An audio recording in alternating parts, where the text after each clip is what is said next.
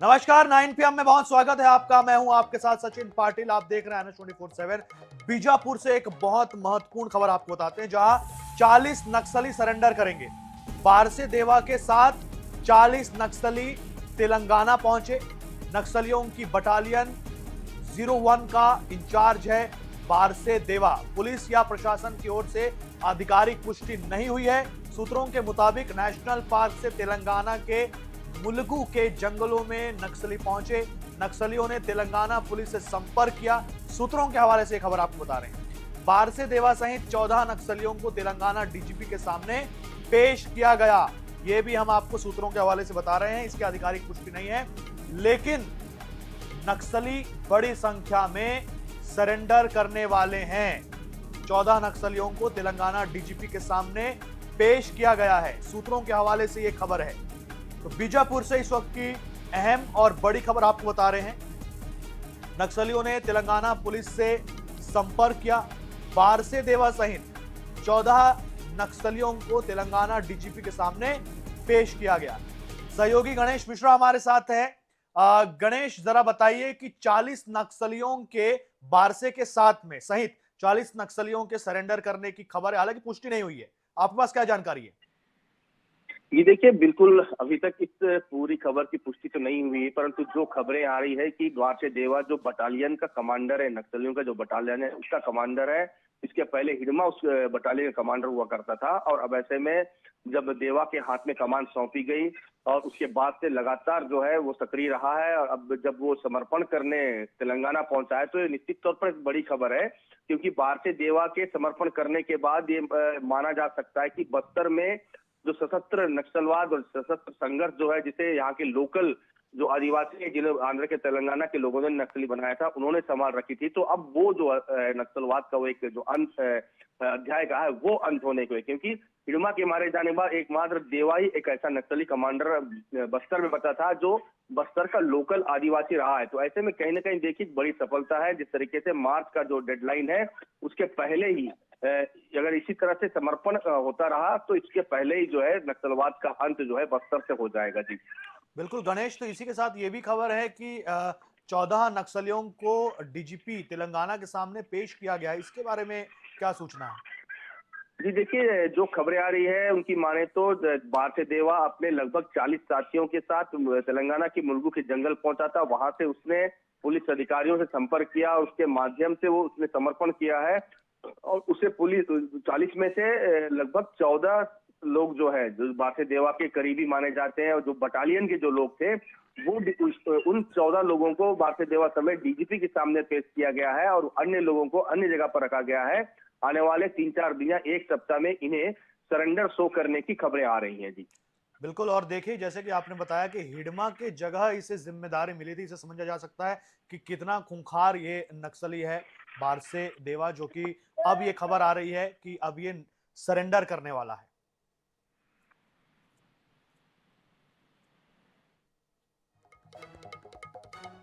आगे बढ़ेंगे। स्विट्जरलैंड के क्रांस मोंटाना शहर के अल्पाइन स्की रिसोर्ट में गुरुवार को न्यू ईयर सेलिब्रेशन के दौरान विस्फोट हुआ। विस्फोट में 40 लोग मारे गए हैं, जबकि 100 से ज्यादा घायल हैं। स्विट्जरलैंड पुलिस ने गुरुवार को स्थानीय समय के मुताबिक सुबह 10 बजे प्रेस कॉन्फ्रेंस की। इसमें बताया गया कि विस्फोट रिजॉर्ट के कॉन्स्टलेशन बार में रात 1:30 पर हुआ।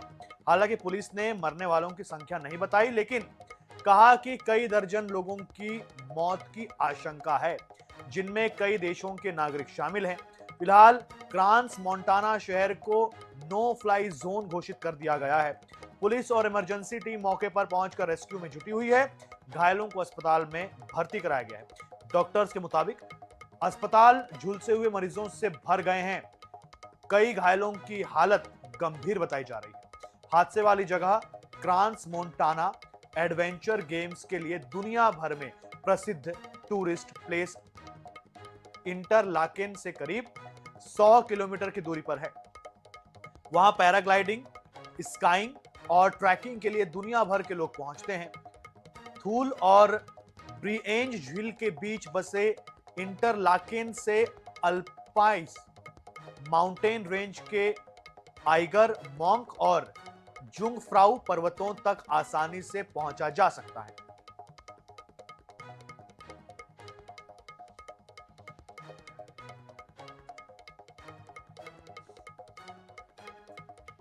तो स्विट्जरलैंड के क्रास मोंटाना शहर में धमाका हुआ है।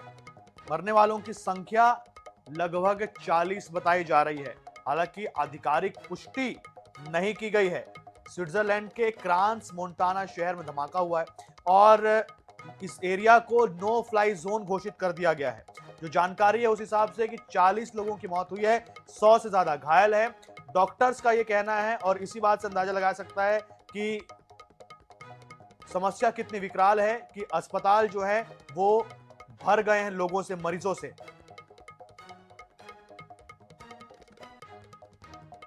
नया साल सबके लिए खुशियों का साल, यही हमारी कामना है। पर एक जरूरी खबर जो हमारे दर्शकों तक पहुंचानी जरूरी है।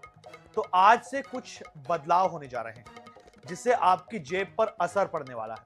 आज यानी 1 जनवरी 2026 से कमर्शियल गैस सिलेंडर के दाम 111 रुपए बढ़ गए। वहीं कार खरीदने के लिए भी आपको ज्यादा कीमत चुकानी होगी अब। तो देखिए, आपको बता रहे हैं कि इस साल से यानी कि आज की तारीख से कौन से बड़े बदलाव देखने को मिलेंगे।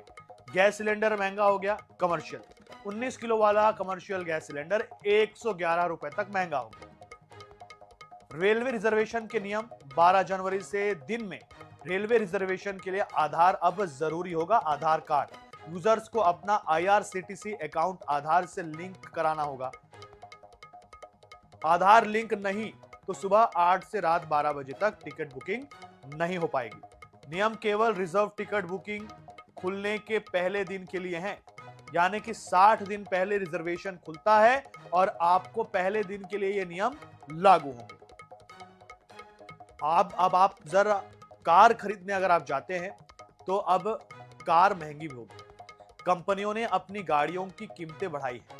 हुंडई, MG, निसान जैसी कंपनियों ने यह ऐलान किया है। इनपुट कॉस्ट, लॉजिस्टिक्स खर्च और करेंसी फ्लक्चुएशन का हवाला दिया है।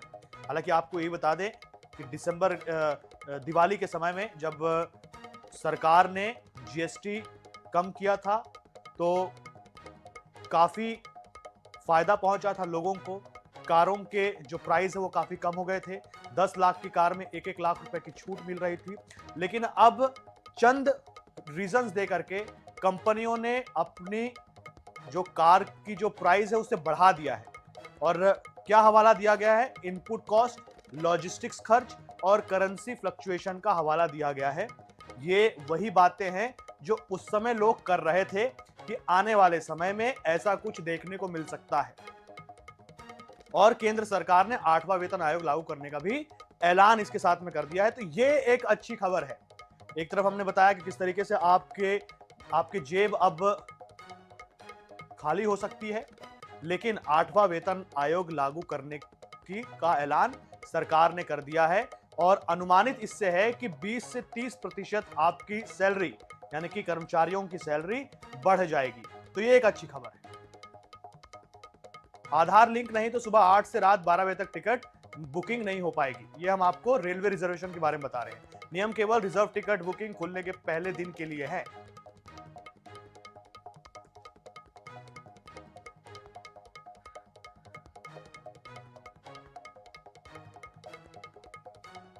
खबर गाजियाबाद से, जिसे सुनकर आप हैरान हो जाएंगे। दरअसल सोशल मीडिया पर एक वीडियो वायरल हो रहा है जिसमें एक SHO एक शख्स की पीठ पर मोबाइल रखकर यह पता कर रहा है कि वो शख्स बांग्लादेशी घुसपैठिया तो नहीं। रिपोर्ट देखिए।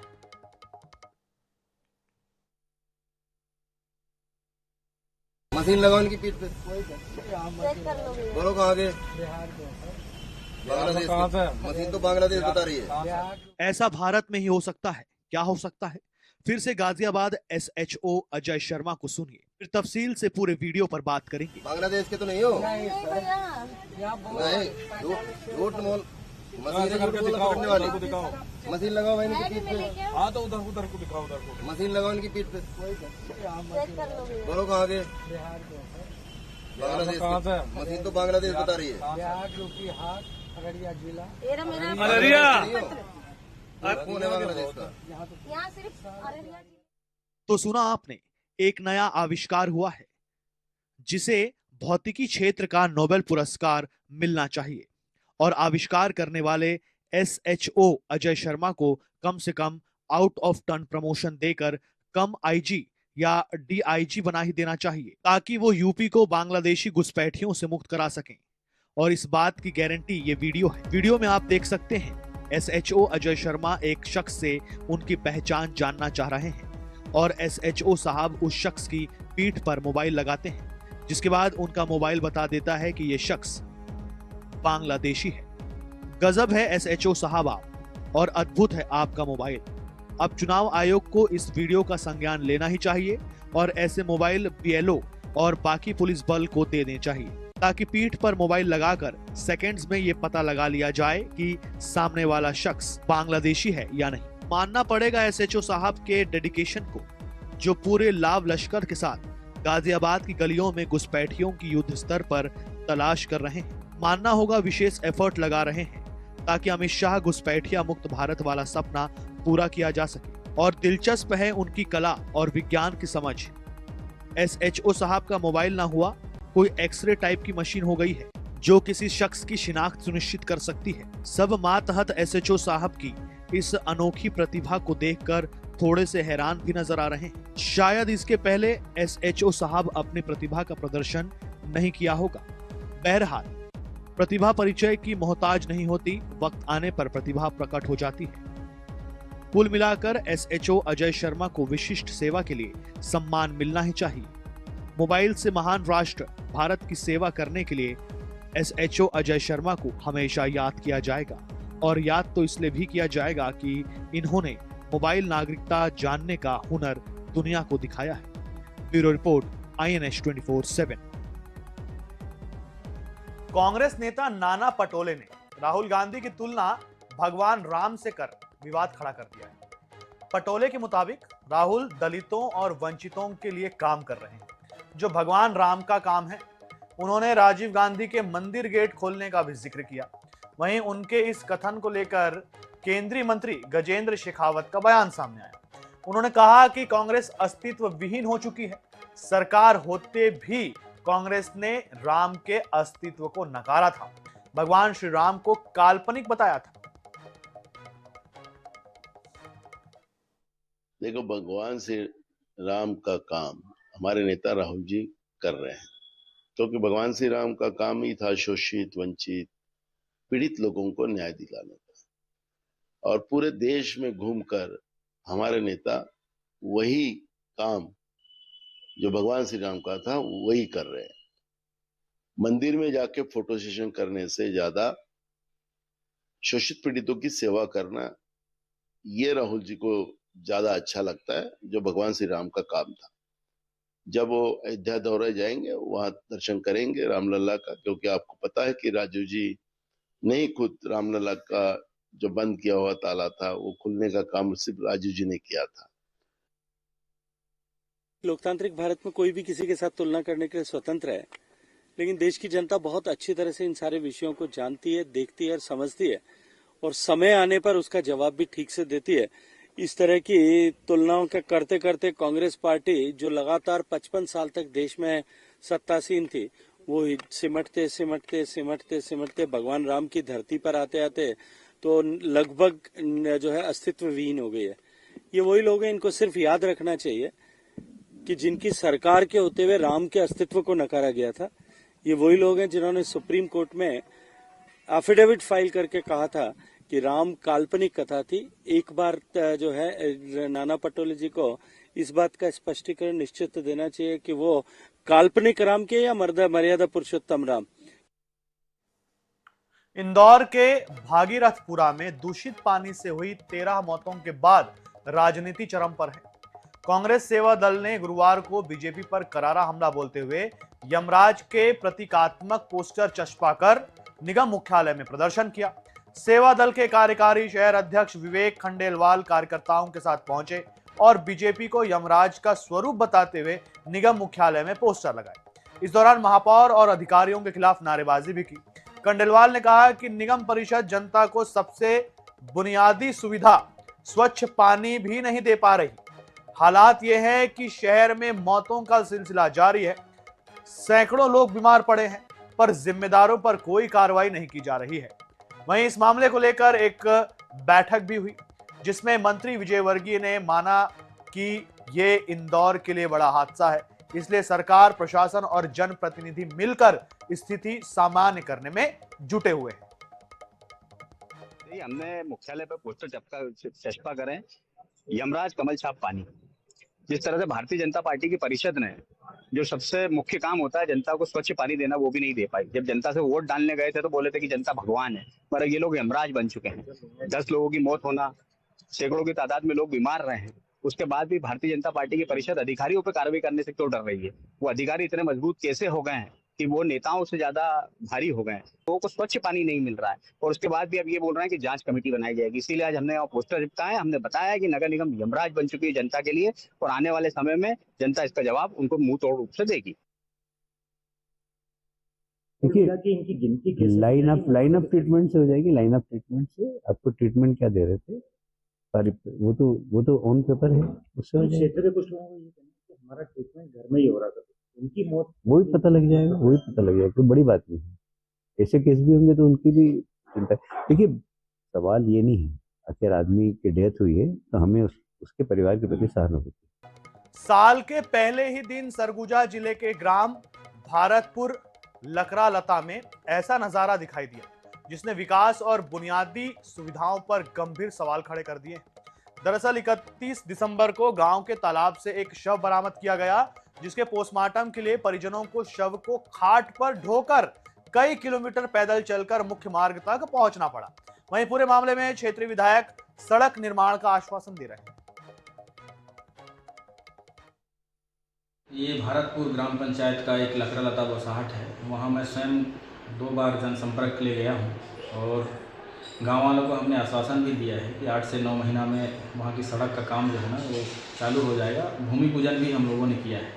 बारिश के कारण से ये रुका हुआ था, अभी जनवरी में ये काम शुरू होंगे और उनके लिए एक सुगम रास्ता भी मिलेगा। ये दुखद घटना है। और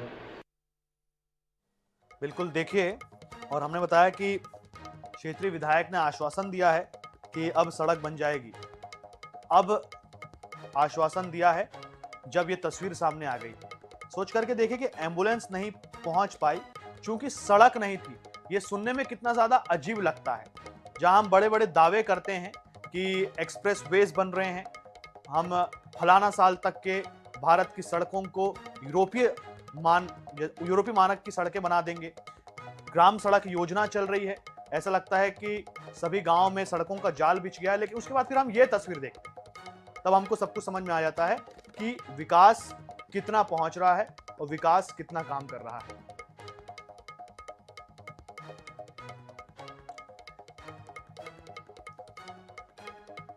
और 9 PM में फिलहाल इतना ही। देश दुनिया से जुड़े रहने के लिए देखते रहिए INS 24/7। मुझे दीजिए इजाजत, नमस्कार।